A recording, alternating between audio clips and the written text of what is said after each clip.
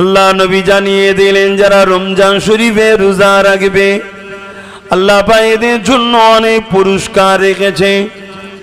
লিসাইমি ফারহাতানি ফারহাতুন ইনদাল ইফতারি ওয়া ফারহাতুন লিকা রাব্বিহি, রোজাদারদের জন্য দুটো খুশি, একটা হলো যখন ইফতারটা নিয়ে বসবে, আর একটা হলো রোজাদার দিগকে আল্লাহ পাক দিদার দিয়ে দেবে।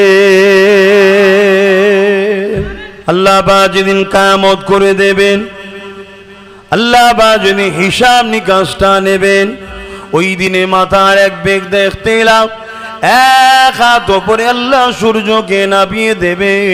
সেদিন সূর্যে 12 গুণ তাপ বেড়ে যাবে। আমার নওজওয়ানেরা, আজকে সামান্য এই রৌদ্র সহ্য আমরা করতে পারছি না। কিছুক্ষণ রোদে হাঁটাহাঁটি করলে মাথা চক্কর দিচ্ছে। সেদিন মাথা এক বেগ দাগা ইখতিলাকাত ওপরে আল্লাহ সূর্যকে নামিয়ে দেবে, 12 গুণ তাপকে বাড়িয়ে দেবে। কি হবে সেদিন ভেবে দেখুন। ওই কঠিন দিনে আল্লাহ পাকের আরশে আজিমের উপরে একদল বান্দা বান্দিরা জান্নাতি খানা খেতে থাকবে, যাদেরকে দেখে ফারিস্তারা পর্যন্ত অবাক হয়ে যাবে। মাহশরের ময়দানেরও বেশ মানুষ অবাক হয়ে যাবে। ওই সময় তারা বলতে লাগবে, ও রব্বি আল্লাহ, বাকিরা কারা, কি এমন কাজ করেছে আজকে সবাই নফসি নফসি করছে। এই গরম রোদে মাথার খেনো নাক দিয়ে গলে গলে পড়ছে, পাসিনাতে মানুষের খাম গড়িয়ে গড়িয়ে পড়ছে। আল্লাহ এই কঠিন দিনে এরা আরশে আজিমের উপরে জান্নাতি খানা খেতে লেগেছে। আল্লাহ এরা কারা আল্লাহ? আমার আল্লাহ পা জানিয়ে দেবে, ওরে আমার বান্দা বান্দি রে, আসসাউমুলি ওয়া আনাসি বিয়াদিয়া, রোজা ছিল আমার খাস ইবাদত। আমি আল্লাহ বলেছিলাম রোজাদারদিগকে আমি নিজে কুদরতি হাতে পুরস্কার দেব। এ আমার বান্দা বান্দি রে, দুনিয়া জমিনে যারা রমজান শরীফের মাস পেয়েছিল, আমি আল্লাহ আমাকে খুশি করার জন্য তারা পানাহার থেকে দূরে ছিল, পাপ থেকে দূরে ছিল, পরচর্চা পরনিন্দা গীবত খারাপ নোংরা কাজ থেকে দূরে ছিল। ওরে আমার বান্দা বান্দি রে, বাজারে গিয়েছিল, অনেকে খেয়ে বেরিয়েছিল, এরা কিন্তু আমি আল্লাহ আমার খুশির জন্য খেত না। বাজারে গিয়েছিল, অনেক কিছু খাবার ছিল, পকেটে পয়সা ছিল, তথাপিও কিন্তু এরা আমি আল্লাহ আমাকে খুশি করার জন্য কিন্তু খেত না। ইফতার নিয়ে বসেছিল, কত রকম খাদ্য, পেটে খিদা লেগেছে, ঠান্ডা পানি রয়েছে সামনে, শরবত রয়েছে সামনে, গলাটা শুকিয়ে যাচ্ছে। কখন মুয়াজ্জিন বলবে আল্লাহু আকবার আল্লাহু আকবার, সেই অপেক্ষায় বসেছিল। আবার যখন মুয়াজ্জিন আল্লাহু আকবার বলেছে, এত পিপাসা লাগার পরও আমাকে কিন্তু ভুলে যাইনি। আল্লাহুম্মা সামতু লাকা ওয়া তাআক্কালতু আলা রিজকিকা ওয়া আফতারতু বিরহমাতিকা ইয়া আরহামার রাহিমিন। আমি আল্লাহ আমার নাম নিবার পরে ইফতারি করেছিল। আজকে আমি আল্লাহ ওই সকল রোজাদার দিগকে জান্নাতি খানা খাওয়াচ্ছি। আরো জোরে বলুন সুবহান।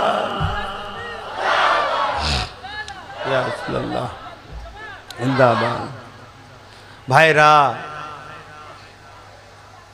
আমি জানি না আমার ভাই বোন মা বাপ কেউ রোজা কাজা করছে কি আমি জানি না, তবে ডাক্তার যদি খুব কড়াভাবে নিষেধ করে, জান বাঁচানো ফরজ, জান চলে যাবার ভয়ের যদি কারণ থাকে, সেটা নাচারের মশলা আপনি ছাড়তে পারেন, পরে কাজা রেখে দেবেন। কিন্তু আব্বাসকে কোনোদিন যদি ডাক্তার বলে ইনশাআল্লাহ আমি মরে যাব তো রোজা ছাড়বো না, কথা বুঝছেন না বোঝেন না, এটা হলো আলাদা জিনিস। কিন্তু আপনি ফতোয়াটা শোনেন, এটা হচ্ছে তাকওয়া। এটা কি তাকওয়া? ফতোয়া কি বলছে? ডাক্তার যদি বলে যে আপনি যদি রোজা রাখেন আপনার যা শরীরের কন্ডিশন, অ্যাক্সিডেন্ট, আপনি মারা যেতে পারেন। আমি জানি আল্লাহর হুকুম নালে মরবে না, কিন্তু ডাক্তার দেখে আল্লাহ বুদ্ধি দিয়েছে, সেই জ্ঞান থেকেই তারা বলে। এজন্যে ডাক্তারের মতামতকে মানতে হবে, এটা হলো ইসলামের মসলা। আপনি যদি রোজাটা না রাখেন, ডাক্তার যদি মানা করে থাকে, পরে যদি সুস্থ হয়ে রেখে দিতে হবে, অবশ্যই শর্ত, এটা চলবে। ইচ্ছা করে যদি আমার কোনো ভাই বোন মা বাপ রোজা না রেখে থাকেন, আমি জানি না, আশা রাখছি সবাই রেখেছে, যদি না রেখে থাকেন, আজকে তো শুনলেন কত বড় নিয়ামত রোজাদারদের জন্য, তওবা করুন। বাকি যে কটা আছে রেখে দেন, যেগুলো কাজা হয়েছে পরে রেখে দেবেন। যতদিন বাঁচবেন আর কোনোদিন রোজা কাজা করবেন না, কেন নামাজের মধ্যে রিয়া থাকতে পারে, দানের মধ্যে রিয়া থাকতে পারে, হজের মধ্যে রিয়া থাকতে পারে, সব কিছুর মধ্যে রিয়া থাকতে পারে, কিন্তু রোজার মধ্যে রিয়া থাকবে না, কেন রোজা একমাত্র আল্লাহর জন্য হয়। আল্লাহ নবীর গোলামেরা রমজান শরীফ মাসে রোজা রাখবে, নবী পাক যেভাবে রাখতে বলেছে অন্য কারো কথা শুনলে হবে না। ফজরের আজান দিবার আগে মুহূর্তে খাওয়া বন্ধ করে দিতে হবে, অর্থাৎ ফজরের ওয়াক্ত যেই হয়ে যাবে, আজানের ওয়াক্ত যখন এসে যাবে, আপনাকে খাওয়া বন্ধ করে দিতে হবে। মাগরিবের আজান যখন দিয়ে দেবে, আপনি আল্লাহর নাম স্মরণ করে হালাল রিজিক দিয়ে ইফতার করবেন। এর বিছখানে আপনি ইচ্ছা করে কোনো কিছু খেতে পারবেন না, এমনকি থুতু কেউ খেতে পারবেন না। এটা শুধু নয়, এর পাশাপাশি এই হাত দ্বারা আমার আল্লাহ অপছন্দ করে এমন কোনো কাজ করলে হবে না, এমন কোনো ইনকাম করলে হবে না। এই পা দ্বারা এমন কোনো জায়গায় গেলে হবে না, এমন কোনো কাজ করলে হবে না যেটা আমার আল্লাহ পাক অপছন্দ করে। এই কান দ্বারা এমন কিছু শুনলে হবে না যেটা আমার আল্লাহ পাক অপছন্দ করে। এই চোখ দিয়ে এমন কিছু দেখলে হবে না যেটা আমার আল্লাহ পাক অপছন্দ করে। শুধু এটা নয়, আপনার হৃদয় যে নফস, এই নফস দ্বারা কোনো খারাপ জিনিসের উপরে আকর্ষণ করলে হবে না, যেটাকে আল্লাহ অপছন্দ করে। এই টোটালটাকে নিয়ে বলা হয় সওমুন, অর্থাৎ রোজা।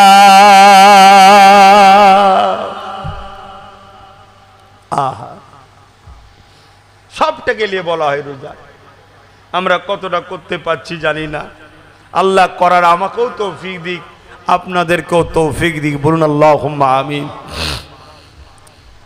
আমার নবী পাকের প্রেমিকেরা, আমার নবী পাকের গোলামেরা, এ আল্লাহ পাকের দাস দাসীরা, আমরা আল্লাহর ইবাদত করি, নবী পাককে আদব ও ভালোবাসি, ওলি আউলিয়াদের সোহবতে উঠা বসা করি।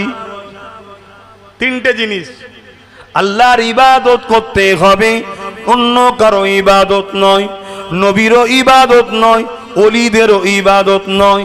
ইবাদত একমাত্র খালেক মালিক আল্লাহর জন্য হবে। আদব ও মহাব্বত সব কিছুর থেকে রাসূলুল্লাহর জন্য হবে।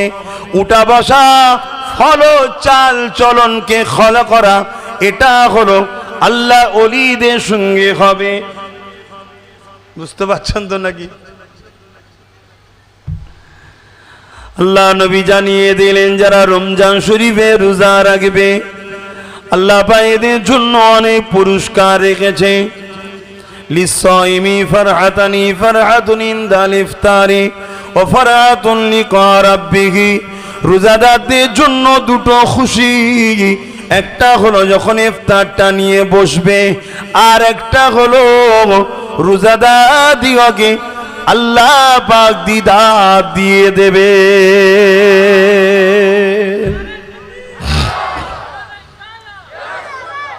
ইফতারকে সাথে করে নিয়ে বসবেন, ইফতারকে সাথে করে নিয়ে বসবেন আর বসে দোয়া করবেন। এটা হলো রোজাদারদের জন্য একটা খুশি। এই সময় দোয়া কবুল হয়। ঘরে করেন তো নাকি? একটু বলবেন তোর বাবা, আপনারাও স্ত্রী বউ বাচ্চা নিয়ে বসবেন, দরুদ শরীফ সূরা ফাতিহা পড়বেন, পড়েলি আল্লাহুম্মা আমিন। আরে আপনি করুন না, ওখানেও মৌলী সাহেবকে ভাড়া করতে লাগে নাকি? আপনার দিলে যা আসছে মালিককে বলবেন। ইফতার নিয়ে বসেছি, আল্লাহ কবুল করে নেন, হালাল রুজিতে বরকত দেন, শরীরের জন্য উপকার করেন, বাকি রোজাগুলো রাখার তৌফিক দেন, তারাবি পড়ার তৌফিক দেন। পরকালে আল্লাহ রোজাদারদের যে পুরস্কার, আব্বাস সিদ্দিকী ওয়াজ করেছিল শুনেছিলাম, নবী পাক সাহাবাদেরকে বলেছিল, আব্বাস সিদ্দিকী কিতাব পড়েছে, পড়ে এসে আমাদেরকে শুনিয়েছিল, আল্লাহ ওই খানা যেন আমরাও খাই।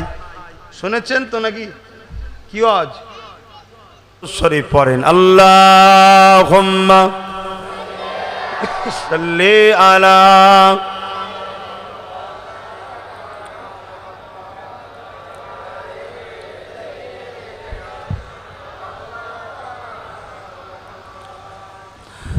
छोड़ जिक्र दुनिया की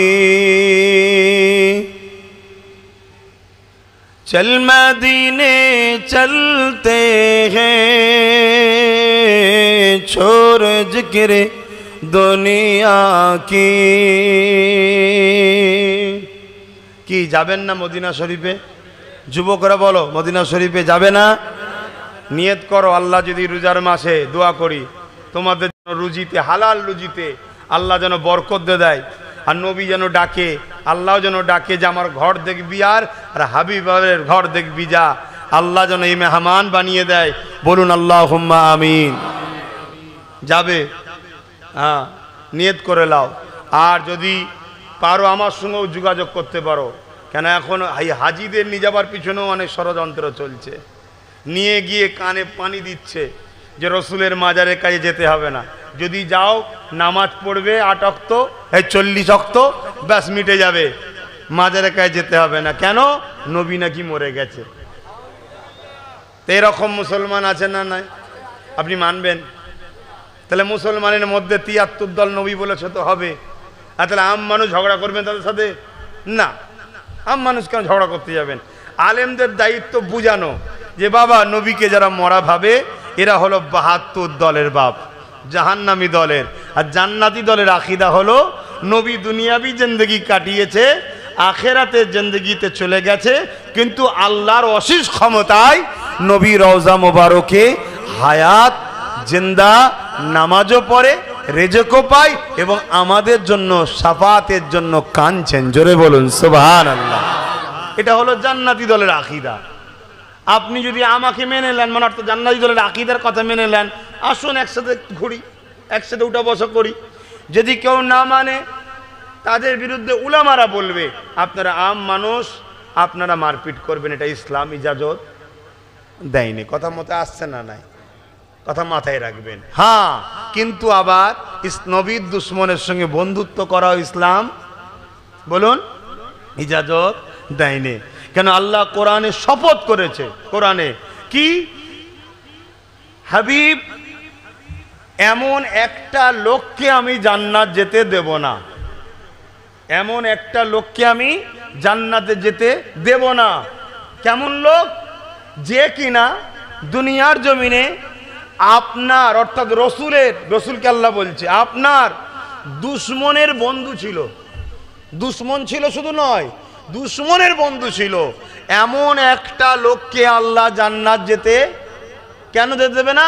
রসুল যদি কষ্ট পায় তাই। মাথায় ঢুকছে আজ? কি গো বলবেন তো? হ্যাঁ না বলতেও কষ্ট হচ্ছে, একটু ঘাটটা লেড়িয়ে দেন নাকি? খুব কষ্ট হচ্ছে জানিয়ে। আজকে আরো তাপ বেশি না? আজকে আরো তাপ বেশি। ঘড়ি তাড়াতাড়ি ঘুরিয়েও তো লাভ নেই, মুয়াজ্জিনকে ঠিক করতে হবে নাকি? মুয়াজ্জিন যতক্ষণ না বলছে আল্লাহু আকবার আল্লাহু আকবার, ততক্ষণ উপায়ও নেই। তাহলে মুয়াজ্জিনের দাম আছে না? না? কি করো? ভালো আছে তো? মুয়াজ্জিন যতক্ষণ না বলছে আল্লাহু আকবার আল্লাহু আকবার, ততক্ষণ উপায়ও নাই।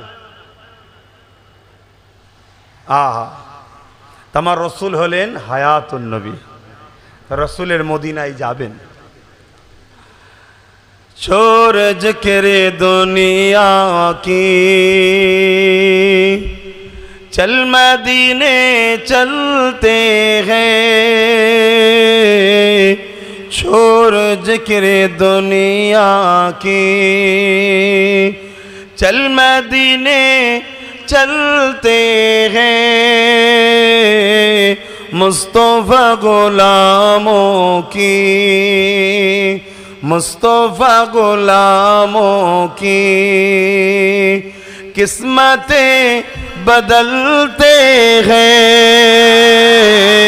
छोड़ जिक्र दुनिया की। आहा, আমার নবীকে আল্লাহ এত পাওয়ার দিয়েছে, গোলামদের তকদির কিসমতকে পাল্টে দেয়। জোরে বলুন সুবহানাল্লাহ।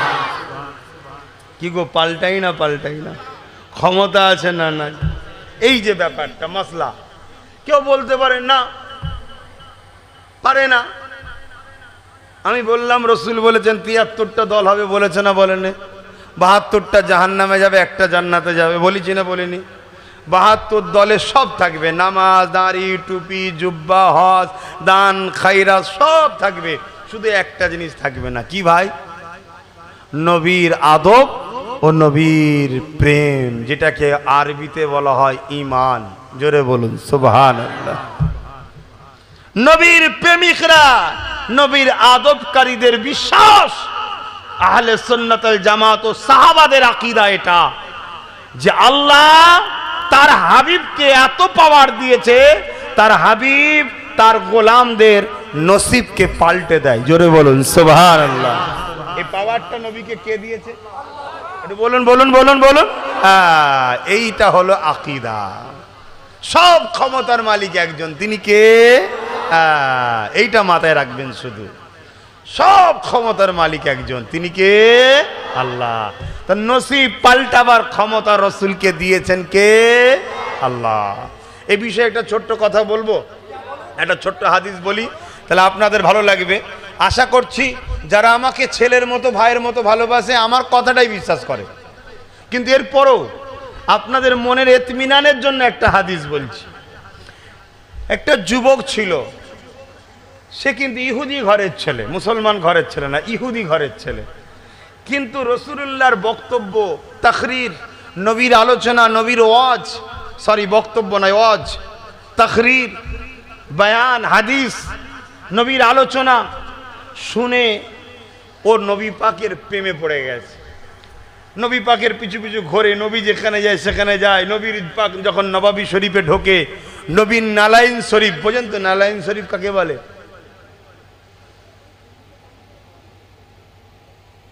নবীর নালাইন শরীফ বলতে কি? হ্যাঁ, এটা সাহস করে বলবে তো? তুমি কি ভুল কথা বলছো নাকি? আর না, এটা বলা হারাম। জানা নেই। জুতা মুবারক, পাক জুতা মুবারক।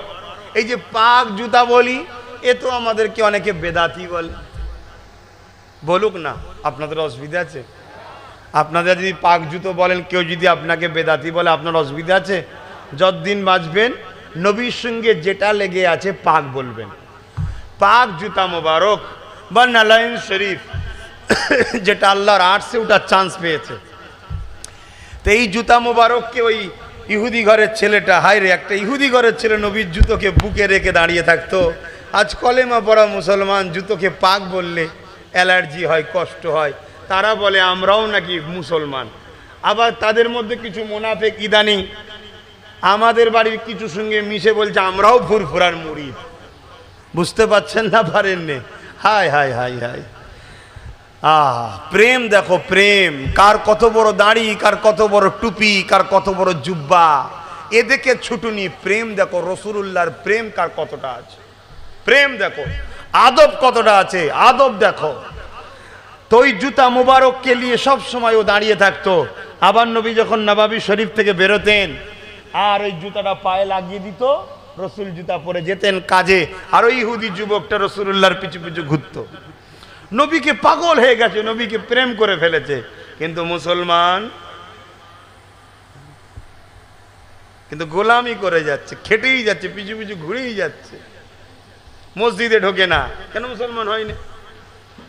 তো একদিন নবী পাক সাল্লাল্লাহু আলাইহি সাল্লাম, হায় রে, যদি কপাল ভালো হয় আজকের এই আলোচনাটা শুনে সবাই জিন্দেগিটাকে রসুলের গোলাম বানাও, গোলাম বানাও, গোলাম হও। এই বাংলায় উপার বাংলা, আসাম, ত্রিপুরা নিয়ে কম করে 30 কোটি মানুষ দাদা হুজুরকে ভালোবাসে। তার মধ্যে থেকে আলহামদুলিল্লাহ বেশিরভাগ মানুষ আমাকেও ভালোবাসে দাদা হুজুরের মুখের দিকে চেয়ে। কিন্তু আমি বলছি যতটা লোক ভালোবাসে এটা কত বড় খুশি আমি জানি না, কিন্তু এর থেকে বড় খুশি হব যদি একবার কোনোদিন শুনতে পাই কামলিওয়ালা যদি বলে আব্বাস তুই আমার গোলাম, যা। এর চেয়ে বড় সার্টিফিকেট আর কিছু আছে ভাই? যদি আমাকে বলা হয় পৃথিবীর রাজা বানানো হবে, তুমি নেবে? আন্না মোহাম্মদ রসুলের মুখ থেকে শুধু একবার শুনতে চাও, একবার, দুবার নয়, একবার শুনতে চাও আব্বাস তুই আমার গোলাম, এটা আল্লাহ এটা শুনতে চাও না পৃথিবীর রাজত্ব নিতে চাও? আল্লাহকে সাক্ষী রেখে বলছি যার কুদরতি হাতে আব্বাসের জান আছে, মৃত্যু সবার হবে। রোজা হালে বলছি আমি একটা পৃথিবী কেন, 100টা পৃথিবী কেন, যত কোটি পৃথিবী বলুক না কেন আমি সব রিজেক্ট করে দেবো, একটা বার শুধু আমার মাহবুবের মুখ থেকে শুনতে চাই আব্বাস তুই আমার গোলাম। এইভাবে রসুলকে তোমরা ভালোবাসো, নবীর গোলাম হও। আমার আব্বা জান, আমার আম্মা জান, আমার ভাই, আমার বোন, নবীর গোলাম হও। যদি বাঁচতে চাও নবীর গোলাম হও। নবীর গোলাম, নবীর গোলাম। তুমি যদি ভুল রাস্তাতেও চলে যাও, শয়তানি ধোকায় পড়ে গোলাম যদি হতে পারো, একদিন মালিক তোমাকে হাত ধরে টেনে তওবা পড়িয়ে রুহানি হালে তোমাকে পরিবর্তনের জন্য দোয়া করে ফিরিয়ে দেবে। জোরে বলুন সুবহানাল্লাহ। তার একটা ছোট্ট প্রমাণ বলছে, ইহুদি ঘরের ছেলে, আমরা তো মুসলমান ঘরের ছেলে, এখানে সব ভালো ঘরের ছেলে, কারো বাপ হাজি, আর আল্লাহ কারে সব আমার হাজি মোস্তফা মাদানী হুজুরের রুহানি বাচ্চা আপনারা। তাই তো নাকি আমার দাদুকে মানেন তো হাজি সাহেব? হ্যাঁ, আলেম উলামা সব ঘরের বাচ্চা, নামাজির ঘরের বাচ্চা, আপনারা তো কোরআনের ঘরের বাচ্চা, সব ভালো ঘরের ছেলে। আর সে ইহুদি ঘরের ছেলে ছিল। হাই রে হাই রে, একদিন নবী নবাবী শরীফ থেকে বেরিয়েছে আর দেখছে জুতো পরাবার জন্য ইহুদিটা নাই, ছেলেটা নাই, একটা অন্য সাহাবী জুতো পরাচ্ছে। আল্লাহ নবী বললেন আমার সেই ইহুদি যুবকটা কই? ইহুদি ঘরের ছেলেটা, সেই যুবকটা। সাহাবা হুজুররা, হুজুর ও অসুস্থ। আল্লাহ নবী বললেন চলো বাবা ওকে দেখতে যাব। আল্লাহ নবী দেখতে গেলেন। শুনছেন, অন্য ধর্মের হলো পাড়া প্রতিবেশী বিমারে পরে দেখতে যাবেন, কোনো অসুবিধে নেই। যে দুটো জিনিস করবেন, একটা ভালো পরামর্শ দেবেন, আর অর্থ যদি শালী হন কিছু অর্থও দিতে পারেন সহযোগিতা, যেটু চিকিৎসা করবেন। কথা বুঝে আসছে? ভালো জিনিস। আর মুসলমান হলে গেলে তো অনেক বড় স্বভাব। একটা মুসলমান বিমারে পড়লে পাড়া প্রতিবেশী যখন দেখতে যাবে আল্লাহ খুশি হয়ে যায়। জোরে বলুন সুবহানাল্লাহ। আর কিয়ামতের দিন আল্লাহ আবার একদলকে বলবে যে তুমি কোথায় যাবে? তারা বলবে আমি জান্নাত যাব। আল্লাহ বলবে যখন দুনিয়ায় আমি বিমারে ছিলাম আমাকে দেখতে গেছিলি? বান্দা অবাক হয়ে যাবে, আল্লাহ আপনি আবার বিমারে থাকতে পারেন কি করে? আবু দাউদ শরীফের হাদিস বলছি, গল্প বলছি না, নবীর হাদিস শোনো। তখন আমার আল্লাহ বলবে কেন? তোর পাড়ার অমুক বিমারে ছিল, তোর ভাই কলেমা পড়া মুসলমান ভাই, ওকে যদি দেখতে যেতিস আমার সৃষ্টিকেই দেখা হতো, ওটা আমার জন্যই হতো, আমি খুশি হয়ে যেতাম। জোরে বলুন সুবহানাল্লাহ। শুনছেন? যাবেন, পাড়া প্রতিবেশী বিমারে থাকলে যাবেন। তো ভাইয়ের আমার, আমি যে কথাটা বলছিলাম ইহুদি যুবকটার কথা, আল্লাহ নবী কয়েকজন সাহাবাকে নিয়ে সেই ইহুদির বাড়ি গেলেন, ইজাজত নিয়ে ভেতরে গেলেন, গিয়ে ইহুদি বাচ্চাটার পাশে বসলেন। শোনেন মন দিয়ে, শোনেন, গোলাম হও আমার রসুলের। হবে? বলো না গো, হবে? হাত তুলে তুলে বলো হবে, হবে, হবে। তাহলে আজ থেকে দোয়া চাওয়ার আগে তওবা করে মনটাকে স্থির করো। আমার জান, আমার মাল, আমার টাকা পয়সা, আমার ধন দৌলত, আমার বিবি বাচ্চা, মা বাপ, আজ থেকে সব নবী পাকের কদমে কোরবান করে দিলাম।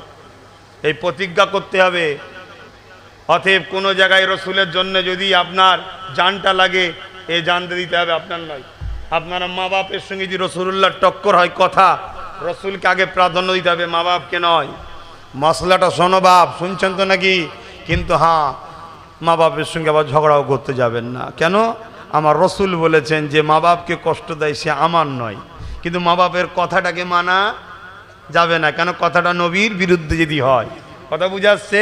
তাহলে মায়ের কথা যদি নবীর বিরুদ্ধে হলে মানা না যায়, হুজুরের কথা, মুফতির কথা, মলি সাহেবের কথা নবীর বিরুদ্ধে হলে মানা যাবে? মাকে ভালোবাসবো নবীর জন্যে, হুজুরকে ভালোবাসবো নবীর জন্যে, মুফতিকে ভালোবাসবো নবীর জন্যে। যে নবী দেবে তাকে আমরা জান দিয়ে ভালোবাসবো, ঠিক না বেঠিক? আর যে নবীর ভালোবাসা, নবীর কথা দেবে না, সে যত বড়ই যাই হোক তার থেকে আমরা দূরত্ব রাখবো, ঝগড়া করতে যাব না। তো ভাইয়ের আমার, ওই ইহুদি বাচ্চাটার কাছে গিয়ে রসুল, মন দিয়ে শুনবেন এই জায়গাটা, তার কপালে হাত দিলেন। হাতটা দিতে দেরি, টক করে রসুল হাতটা তুলে নিলেন। তুলে নিয়ে রসুল ইহুদি বাচ্চাকে বলছে, বাবা যুবক, তুমি তো আমাকে খুব ভালোবাসো, 7 বছর, ক বছর?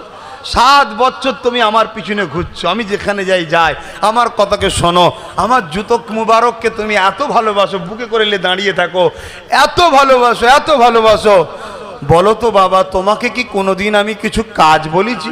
তুমি নিজে থেকে সব করতে। জি হুজুর। কোনোদিন তোমার কাছে কিছু বলেছি বাবা? জি না হুজুর। বাপ, আমি কিন্তু তোকে ভালোবাসি। কে বলছে? রসুল বলছে, আমি কিন্তু তোকে ভালোবেসে ফেলেছি বাপ, কিন্তু আমাকে একটা সুযোগ দে বাবা। কি বলছে? একটা সুযোগ দে, তোকে কবর থেকে প্রতিটা মঞ্জিল পার করে আমি মোহাম্মদ জান্নাতে যাব, কথা দিচ্ছি। জোরে বলুন সুবহানাল্লাহ। একটা সুযোগ দে শুধু। কি সুযোগ? একবার শুধু বল, আল্লাহ ছাড়া কোনো মাবুদ নাই, আর আমি মোহাম্মদ আল্লাহর প্রেরিত নবী রসুল। একবার শুধু মেনে নে আর বলে দে। এই কথাটা যেই বলেছে, ওই সময় ছেলেটা একবার বাপের মুখ দেখছে, একবার রসুলুল্লাহর মুখ দেখছে, ইহুদি তো। আর বাপ ওই সময় বলছে, বাবা দেরি করিসনি, আমরা জবুর, ইঞ্জিল, তওরাতে পড়েছি, ইনি হলেন আখেরি নবী, জলদি করে মেনে লে। জোরে বলুন সুবহানাল্লাহ। ছেলেটা পড়তে শুরু করলেন, লা ইলাহা ইল্লাল্লাহু মুহাম্মাদুর রাসূলুল্লাহ। এবার পড়লেন, ইন্না লিল্লাহি ওয়া ইন্না ইলাইহি রাজিউন। সঙ্গে সঙ্গে ইন্তেকাল হয়ে গেল। বলেন এই ছেলেটার সম্মান কত? পৃথিবীতে যত বড় বড় ওলি এসছে, এই ছেলেটার সম্মানে দ্বিতীয় কেউ করতে পারবে না। কেন? নি সাহাবী হয়ে গেছে। শুনছেন না শোনেন না? কিসের? কে তকদিরকে পাল্টালো? কি? রসুলের গোলামির ফলে, আল্লাহর রসুলের গোলামির ফলে, নবীর দুয়াতে আল্লাহ ওকে কালেমা পড়ার সুযোগ দিল। হাদিসটার শেষ অংশটা শুনুন। সেই অংশটা কি? সাহাবারা জিজ্ঞেস করছেন, হুজুর ওর মাথায় হাত দিয়ে আপনি হাত তুলে নিলেন কেন? বলছেন, আমি যখন ওর মাথায় হাত দিলাম, অলরেডি আমি দেখতে পেলাম আজরাইল জান কবজের জন্য শুরু হয়েছে। শুনছেন? আমি তাই চট করে আজরাইলকে বললাম, একটু অপেক্ষা করো। আর নবীর কথা আজরাইলকে শুনতে হবে না? হ্যাঁ শুনতে হবে, হ্যাঁ শুনতে হবে। কেন? মোহাম্মদ রসুল শুধু আমাদের নবী নয়, আজরাইলেরও নবী। জোরে বলুন সুবহানাল্লাহ। শুনতে হবে, না হয় আজরাইলকেও আল্লাহ ধরবে। তা আমি এই জন্যে বললাম, বাবা দেরি করিস না, তাড়াতাড়ি পড়। তাহলে বুঝতে পারছেন ভাই, গোলামি তোমাকে কোথায় নিয়ে গেল দেখলে? রসুলের গোলাম হন। বাপ হকের পক্ষে আব্বাস সিদ্দিকী লড়াই করেছে, আগামীতেও করবে। আব্বাস সিদ্দিকীর লড়াইয়ে জান মাল দিয়ে আমার পাশে কারা শেষ নিঃশ্বাস পর্যন্ত দাঁড়াতে ইচ্ছুক, রোজার মাসে আল্লাহকে সাক্ষী রেখে একটু হাত তুলবেন। মারহাবা, নারে তাকবীর, নারে তাকবীর, নারে তাকবীর, নারে তাকবীর। কোরআন ও সুন্নাহ, কোরআন ও সুন্নাহ, দ্বীন ইসলাম। রমজান শরীফ মুবারক, রমজান শরীফ মুবারক নারী দিবে। আর সময় নেই, সালাম দেবো, সকলে দাঁড়িয়ে যা।